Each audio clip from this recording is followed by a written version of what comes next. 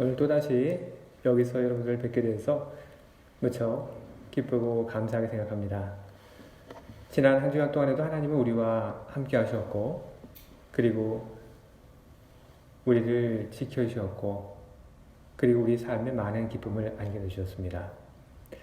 우리 모두가 그 하나님을 기억하며 오늘 이 자리에 하나님을 예배하기 위해 모였습니다.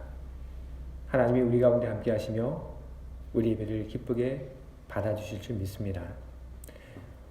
하나님을 예배하는 우리들 모두에게 하나님께서 또한 큰 선물과 은총을 베풀어 주실 줄 믿고 그리고 많이 기대합니다. 이제 성부와 성자와 성령 하나님의 이름으로 2021년 3월 21일 주일 예배를 시작하도록 하겠습니다. 함께 기도하겠습니다. 여호와께 감사하라. 그는 선하시며 그 인자하심이 영원함이로다. 신들 중에 뛰어난 하나님께 감사하라. 그 인자하심이 영원함이로다. 주들 가운데서 뛰어난 주께 감사하라. 그 인자하심이 영원함이로다. 아멘. 거룩하신 하나님, 하나님을 예배하기 위하여 오늘 우리들이 이곳에 모였습니다. 거룩하신 하나님의 임재 앞에 우리 모두가 마음 모아 하나님께 비오니 하나님 우리 허물과 죄를 사하여 주시옵소서. 죄의 사함을 받고 하나님께 거룩한 모습으로 나가게 하여 주시옵소서. 오늘 우리들이 함께 드리는 예배로 하나님의 이름을 높입니다. 우리 예배로 홀로 영광 받아 주시옵소서. 하나님을 예배하는 우리들 모두를 바라봐 주시고 우리들 모두를 좋게 여기시며 우리에게 주님의 은총과 평화를 내려 주시옵소서. 예수 그리스도의 이름으로 기도합니다. 아멘. 여러분, 이제 오늘 우리가 함께 할 하나님 말씀을 보겠습니다. 오늘 욥기서 19장 19절부터 27절까지 있는 말씀을 우리가 오늘 함께 보도록 하겠습니다. 제가 읽겠습니다. 나의 가까운 친구들이 나를 미워하며 내가 사랑하는 사람들이 돌이켜 나의 원수가 되었구나. 내 피부와 살이 뼈에 붙었고 남은 것은 겨우 잇몸뿐이로구나. 나의 친구야, 너희는 나를 불쌍히 여겨다오. 나를 불쌍히 여겨다오. 하나님의 손이 나를 치셨구나. 너희가 어찌하여 하나님처럼 나를 박해하느냐. 내 살로도 부족하냐. 나의 말이 곧 기록되었으면 책에 쓰여졌으면 철필과 납으로 영원히 돌에 새겨졌으면 좋겠노라. 내가 알기에는 나의 대속자가 살아계시니 마침내 그가 땅 위에 서실 것이라. 내 가죽이 벗김을 당한 뒤에도 내가 육체 밖에서 하나님을 보리라. 내가 그를 보리니 내 눈으로 그를 보기를 낯선 사람처럼 하지 않을 것이라. 내 마음이 초조하구나. 아멘.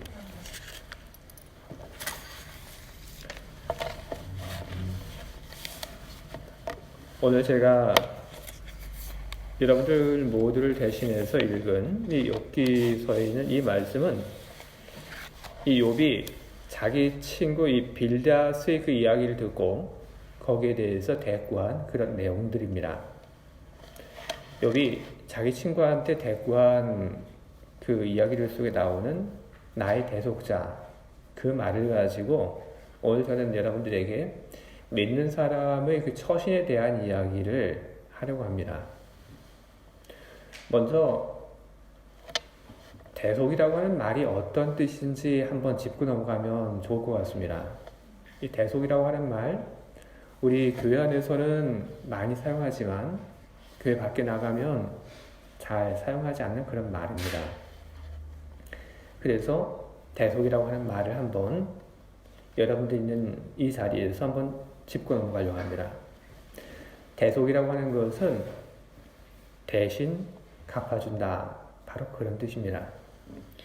기독교에서의 대속이라고 하는 말을 언제 주로 사용하냐 하면 남의 그 죄값을 대신 갚아주는 것, 바로 그것을 가리킬 때 이 말을 많이 씁니다. 그래서 우리가 예수님을 가리켜서 대속자라고 부르는 것, 그것은 예수님께서 우리 인간들의 그 죄의 값을 대신 갚아주셨기 때문에 우리들이 예수님을 가리켜서 대속자, 그렇게 우리들이 부르고 있습니다. 그런데 오늘 제가 대속이라고 하는 것이 대신 갚아준다, 그런 뜻이라고 여러분들에게 이야기를 드렸는데, 오늘 욥이 사용한 이 대속자라고 하는 이 말을 보게 되면 조금 우리들이 알고 있는 그 대속이라고 하는 말과 잘 맞지 않습니다. 도대체 뭘 대신 갚아준다는 그런 말입니까? 그래서 저는 이 욥이 한 이 대속자 하는 이 말을 보면서 저는 무슨 생각을 하게 됐냐면, 도대체 어떤 말을 이 대속자라고 이렇게 번역을 했을까? 저는 좀 궁금했고, 그래서 저는 이 히브리어를 한번 확인을 해보게 되었습니다. 그래서 제가 히브리어를 확인을 해봤더니 고엘, 이 히브리어 그 말, 이게 대속자, 이렇게 번역이 됐습니다. 여러분들 중에서도 이 고엘이라고 하는 말을 들어보신 적이 많을 겁니다. 이 고엘이라고 하는 것, 그것은 어떤 특별한 역할을 하는 사람을 가리켜서 그 사람을 칭하는 말이 고엘입니다. 어떤 역할을 하는 사람인가, 성경을 통해서 여러분들에게 소개하는 것이 좋을 것 같습니다. 그래서 제가 성경 말씀 두 곳을 여러분들에게 소개를 하려고 합니다. 첫 번째는 레위기 25장 25절부터 26절까지 있는 말씀입니다. 이렇게 기록되어 있습니다. 만일 내 형제가 가난하여 그의 기업 중에서 얼마를 팔았으면 그에게 가까운 기업 물을 자가 와서 그의 형제가 판 것을 물을 것이요. 레위기 25장 25절만 제가 읽었는데, 여기 말씀 속에 기업이라고 하는 말이 등장합니다. 이건 한마디로 이야기해서 땅입니다. 젖과 꿀이 흐르는 가나안 땅으로 들어간 이 히브리인들, 땅을 나눠받게 되죠. 그리고 그 나눠받은 그 땅을 가지고 농사를 짓고, 그리고 그 땅을 계속 후손들에게 넘겨주게 됩니다. 그래서 이 히브리인들은 조상들이 물려준 그 땅에서 농사를 짓고 그리고 계속 살아가게 되는데, 그런데 그렇게 농사를 짓고 살아가다 보면 예상하지 못한 일도 발생하게 됩니다. 예를 들어 흉년 같은 거. 흉년이 생기게 되면 어떻게 합니까? 먹을 것이 없는데. 그러면 남은 선택지는 하나밖에 없습니다. 집에 모아놓은 돈도 없고 먹을 것이 없고 하면 그러면 땅을 파는 그런 방법밖에 없습니다. 그걸 팔아서 돈을 좀 얻든지, 그걸 팔아서 먹을 것을 얻어서 그걸 가지고 버텨내야 하는 겁니다. 그래서 조상들에게 물려받은 그 땅을 팔고 싶어서 파는 것이 아니라 어쩔 수 없이 그 땅을 팔아야 하는 그런 상황이 생기게 됩니다. 또 어떤 경우에는 가족 중에 누가 아픈 그런 경우가 생기기도 합니다. 어떻게 합니까? 가족 중에 누가 아픈데. 사람 목숨이 땅보다 중요하죠. 그러면 어쩔 수 없이 가족의 생명을 살리기 위해서 땅을 팔아야 합니다. 이런 이유로 땅을 팔게 되는데, 그 땅을 판 사람이 나중에 자기가 팔았던 그 땅을 다시 되살 수 있느냐? 그렇지 못합니다. 땅을 파는 사람은 그 다음에 어떻게 사냐면 어디 가서 그냥 일용직 노동자로 일을 합니다. 일용직 노동자로 일을 하다 보면 정말로 먹을 것 그것만 잘 벌어도 참 감사할 정도로 그 품삯이 형편이 없습니다. 그래서 땅을 파는 사람은 스스로의 힘으로 그 땅을 되찾을 수 없습니다. 그때 누가 필요하고 누가 등장하냐 하면 가까운 형제, 친척 중에서 좀 집에 여유가 있는 사람이 등장을 합니다. 그래서 땅을 팔았던 그 사람을 위해서 그 사람이 그 파는 땅을 다시 되사서 그 땅을 원래 주인에게 돌려줍니다. 이 일을 하는 사람을 가리켜서 성경은 고엘 그렇게 이야기합니다. 이 고엘에 대한 또 하나의 언급은 3하 14장에 나옵니다. 여기 보면은 이 고엘은 원수를 갚는 사람이라고 그렇게 설명이 되고 있습니다. 제가 사무엘하 14장 11절에 있는 말씀을 여러분들 앞에서 제가 읽겠습니다. 여인이 이르되 청하건대 왕의 하나님 여호와를 기억하사 원수 갚는 자가 더 죽이지 못하게 하옵소서. 내 아들을 죽일까 두렵나이다 하니 왕이 이르되 여호와께서 살아계심을 두고 맹세하노니 내 아들의 머리카락 하나도 땅에 떨어지지 아니하리라 하니라. 이 말씀 속에 등장한 원수 갚는 자, 바로 이게 고엘입니다.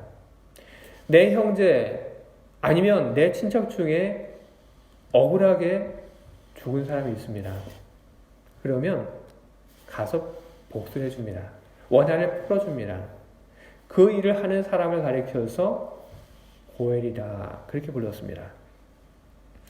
그래서 저는 이 레위기에 있는 말씀과 사무엘서에 있는 이 말씀을 가지고 저는 고엘에 대해서 이렇게 저는 좀 정의를 합니다.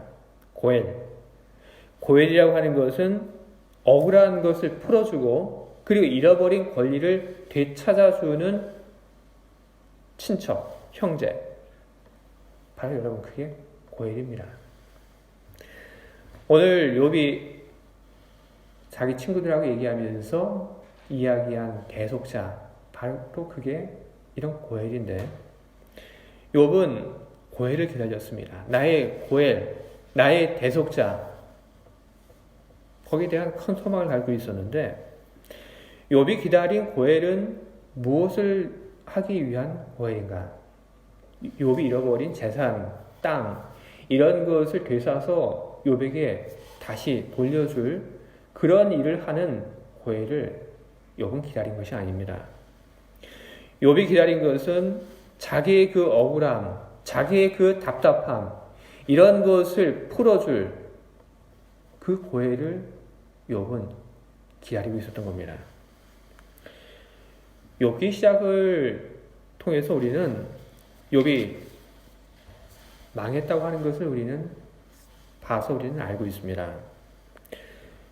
그의 많았던 그 재산이 다 날아가고 아무것도 남은 것이 없었습니다. 그리고 욥의 자녀들이 다 죽었습니다. 그리고 욥은 알지도 못하는 그런 병에 걸렸습니다. 그리고 그 중에 욥의 아내는 도망을 갔습니다. 이렇게 힘들고 어려운 속에서 있었던 것이 욥인데 욥은 오늘 우리가 읽은 이 본문에서 뭐라고 얘기를 하냐면 내가 힘들고 어렵지만 정말 힘든 건 그게 아니다라고 얘기를 합니다. 내가 힘든 것, 내가 정말로 힘든 것, 그거는 재산을 잃어버린 것도 아니고 자식이 죽어서 슬픈 것도 아니고 내가 지금 병에 걸려서 그런 것도 아니고 내 아내가 도망간 것도 아니라 내가 제일 힘든 건 사랑하는 사람들이 나한테 보여준 그 태도다. 그것 때문에 나는 너무나 힘들다. 그 얘기를 하고 있습니다. 사랑하는 사람들에게 욥이 기대한 건 뭡니까? 사랑하는 사람들이 와서 욥에게 이야기해 주는 겁니다. 욥아 괜찮니? 욥아 힘들지? 어떻게 지내니? 이런 말들을 욥은 기대했습니다. 그런데 욥이 사랑하는 사람들, 그 사람들은 욥에게 그런 이야기를 해주지 않았습니다. 욥은 그것이 너무도 힘들었고 그의 사랑했던 사람들이 그에게서 등을 돌리고 날카로운 말들만을 쏘아내는 것에 대해서 그는 너무나도 잔인하다고 그렇게 느꼈습니다. 그런데 왜 욥의 가까운 사람들, 사랑하는 사람들, 그리고 그 중에서도 욥과 오랫동안 알고 지냈던 욥의 친구들, 왜 이 친구들, 왜 그렇게도 욥에게 잔인하게 그렇게 굴었을까요? 왜 이 사람들은 욥에게 좋은 말, 격려의 말, 왜 그런 것을 하지 않았을까요? 제일 처음에 욥을 찾아와서 욥의 그 형편을 보고 펑펑 우는 것을 우리는 기억합니다. 하지만 그 이후로 욥의 친구들은 욥에게 따뜻한 말을 건네주지 않았습니다. 그것은 욥의 친구들이 욥에게 따뜻한 말을 건네주고 싶어도 그 친구들 입장에서는 그렇게 할 수 없었던 것입니다. 욥 그리고 욥의 친구들 사이에는 도대체 왜 이런 일들이 일어나는 것일까요? 욥 그리고 욥의 그 친구들의 삶 그리고 욥기 전체에 등장하는 욥과 욥의 친구들 사이의 그 대화 거기에는 한 가지 전제가 깔려 있습니다. 그 전제 위에서 이야기가 되고 있는 겁니다. 무슨 전제냐면 하나님은 틀리지 않다는 겁니다. 하나님은 실수하지 않는다는 겁니다. 그게 욥과 욥의 친구들의 대화의 전제입니다. 만약에 하나님이 틀릴 수도 있다. 그렇다면 어떻게 될까요? 하나님이 틀릴 수 있다라고 욥도 생각을 하고 욥의 친구들도 그렇게 생각을 한다면 그러면 욥의 친구들은 욥에게 위로할 수 있습니다.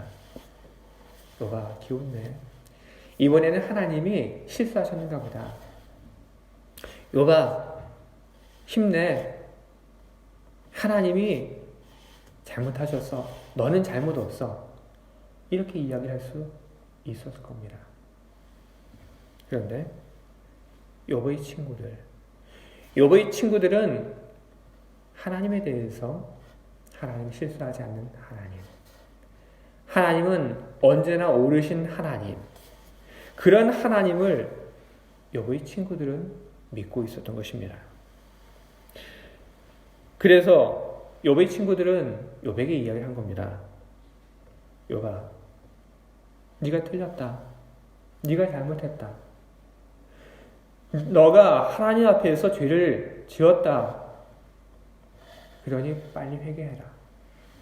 욥의 친구들은 욥을 괴롭히기 위해서 이런 얘기를 한 것이 아닙니다. 친구이기 때문에 친구를 위하는 마음에서 이런 이야기를 한 것입니다. 빨리 회개해라. 욥은 어떤 마음이었냐면 욥 역시도 하나님은 잘못하지 않는 하나님이라고 그렇게 믿고 있었습니다. 하나님은 잘못하시는 분이 아니다. 하나님 실수하시는 분이 아니다. 하나님은 항상 옳으신 분이다. 그러면서도 욥은 그 친구들에게 무슨 얘기를 하냐면 나도 그런 하나님 나도 알고 있고 나도 믿고 있다.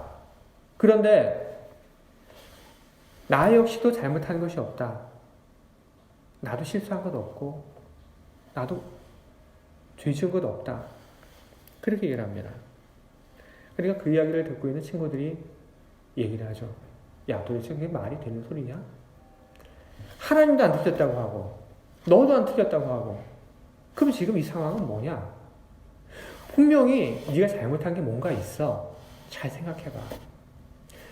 그걸 생각해내서 하나님 앞에 가지고 나가서 무릎 꿇고 회개해. 욥은 답답할 노릇입니다. 나는 잘못한 것이 없다니까? 욥은 그래서 하나님을 만나고 싶어 합니다. 하나님을 직접 만나서 내가 뭘 잘못했는지 알고 싶고 그리고 듣고 싶어 합니다. 바로 이것이 욥과 욥의 친구들이 하는 이야기입니다. 당시에도 하나님이 시험이라고 하는 것이 여러분 있었습니다. 우리도 그런 걸 알고 있잖아요. 하나님께서 누군가의 믿음을 시험한다는 것. 우리는 창세기를 통해서 뭘 우리가 보냐 하면 하나님께서 아브라함의 믿음을 시험하신 것을 우리는 봅니다. 하나님께서 정말로 아브라함이 하나님을 신뢰하는지 하나님을 믿는지 알고 싶으셔서 그의 믿음을 시험하십니다. 그래서 하나님께서 아브라함에게 아브라함아 너는 내 아들을 제물로 바쳐라. 그렇게 하나님께서 명령을 내리십니다. 일종의 시험이었던 것이죠. 그런데 이 이야기는 욥의 그 시대에도 사람들이 하나님의 시험에 대해서 알고 있었다고 하는 그런 증거로 사용될 수 있습니다. 왜냐하면 이 욥기라고 하는 것은 아브라함처럼 족장 시대에 거의 비슷한 시대에 쓰여진 그런 것이기 때문에 그렇습니다.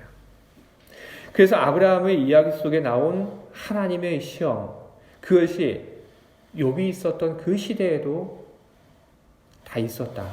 사람들이 알고 있었다. 그렇게 볼 수 있는 겁니다. 그런데 욥이 있던 그 시대에도 욥도 그리고 욥의 친구들도 틀림없이 하나님께서 때로 사람의 그 믿음을 시험한다고 하는 것을 알고는 있었을 텐데, 그런데 그것을 알고 있음에도 불구하고 욥이 겪은 그 일들은 욥의 친구들이 보기에 이건 단순히 하나님의 시험으로 보기에는 너무 많이 나갔다는 겁니다. 이게 어떻게 단순한 하나님의 시험일 수가 있어? 아니야. 하나님께서 이렇게까지 시험하실 일이 없어. 이거는 네가 뭔가 죄를 지은 거야. 회개해라.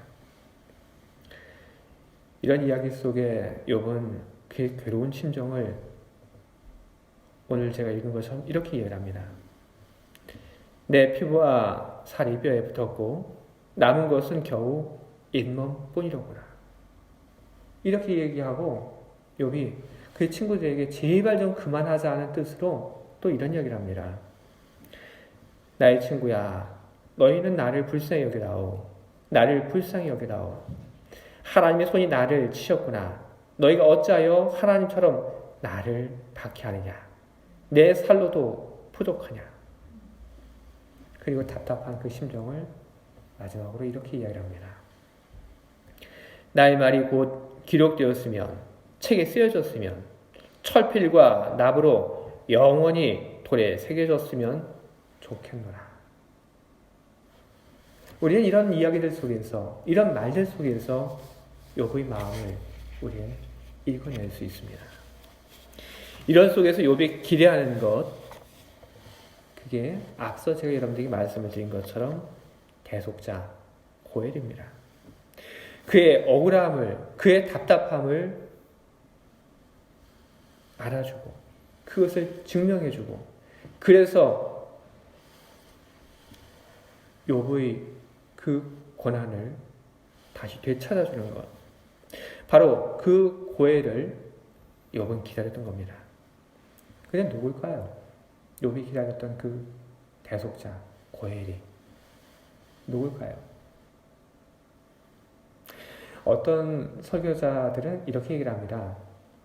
욥이 이야기한 대속자, 그거는 욥 자기 자신이다. 또 어떤 분들은 이렇게 얘기를 합니다. 그것은 다른 누구도 아닌 예수 그리스도이시다. 그렇게 얘기를 합니다. 근데 저는 이 문맥을 고려할 때 저는 그렇지 않다고 저는 생각합니다. 욥이 말한 대속자, 그것은 누군가? 바로 하나님입니다. 하나님. 욥은 하나님 때문에 지금 힘들고 어렵다고 그렇게 이야기하고 있으면서도 욥은 하나님께서 자기의 그 억울함을 풀어주실 것을 그는 지금 믿고 있는 겁니다. 그래서 오늘 이야기한 것처럼 나의 대속자, 그 이야기를 하고 있는 겁니다. 바로 이런 말들 속에서 욥이 하나님과의 그 관계를 얼마나 중요하게 여기고 있는지 확인할 수 있습니다. 대속자라고 번역된 이 고엘은 아무나 될 수 있는 것 아닙니다. 이 고엘은 누가 될 수 있냐 하면 피를 나눈 형제, 친척, 바로 그 사람만이 고엘이 될 수 있는 겁니다. 그런 고엘이라고 하는 것을 욥은 하나님에 대해서 사용합니다. 그 말인즉 욥은 하나님에 대해서 나의 혈육과 같은 분, 이렇게 여기면서 하나님을 아주 가까운 분으로 그렇게 고백을 하고 있다는 것입니다. 욥은 하나님과의 그 관계를 접지 않았습니다. 힘들고 어려웠지만 그는 하나님과의 관계를 여전히 소중히 여기고 있습니다. 욥이 하나님과의 그 관계를 소중히 여기고 있다고 하는 것을 확인할 수 있는 또 하나의 증거가 있습니다. 그것은 그 뒤에 나오는 이야기입니다. 내 가족이 벗김을 당한 뒤에도 내가 육체 밖에서 하나님을 보리라. 내가 그를 보리니 내 눈으로 그를 보기를 낯선 사람처럼 하지 않을 것이라. 내 마음이 초조하구나. 이 이야기는 죽은 다음을 이야기합니다. 죽은 다음에 내가 하나님을 뵐 텐데 그때 내가 하나님을 만날 때 그때 내가 모르는 사람처럼 처음 보는 사람처럼 낯선 사람처럼 내가 하나님에 대해서 내가 모른 척하지 않을 거다. 그 얘기를 하고 있는 겁니다. 내가 알던 하나님. 그 하나님에 대해서 내가 죽은 다음에 그 하나님 뵐 때 반갑게 그 하나님을 내가 뵙겠다.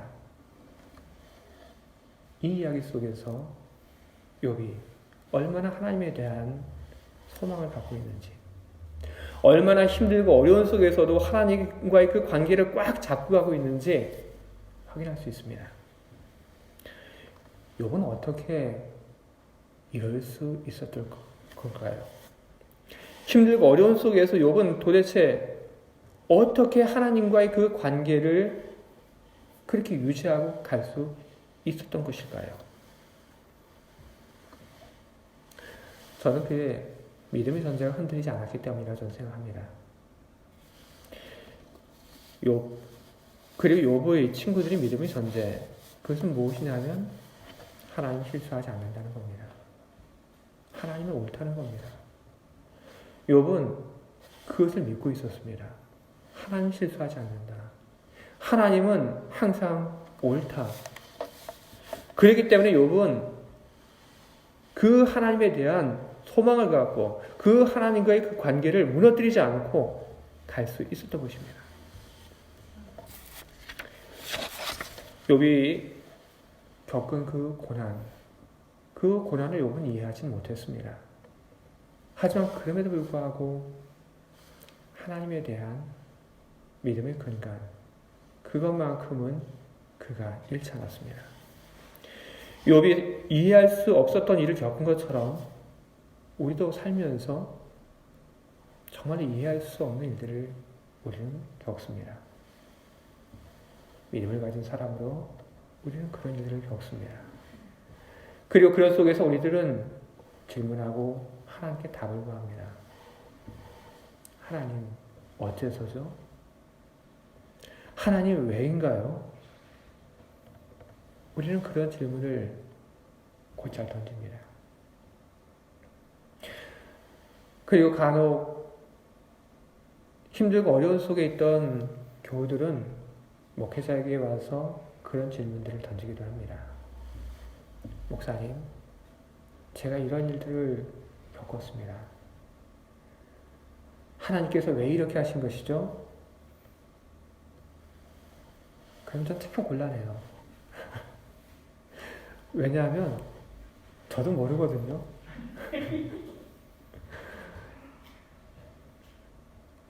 사실 몰라요. 저도 몰라요.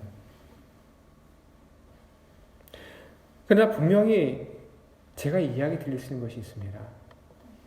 그것은 하나님은 옳다는 것입니다.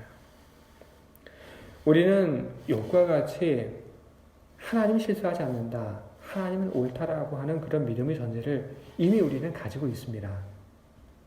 그런데 우리는 이 믿음의 전제, 하나님은 옳다고 하는 이 우리 믿음의 이 원점을 우리는 간혹 잃어버릴 때가 있습니다.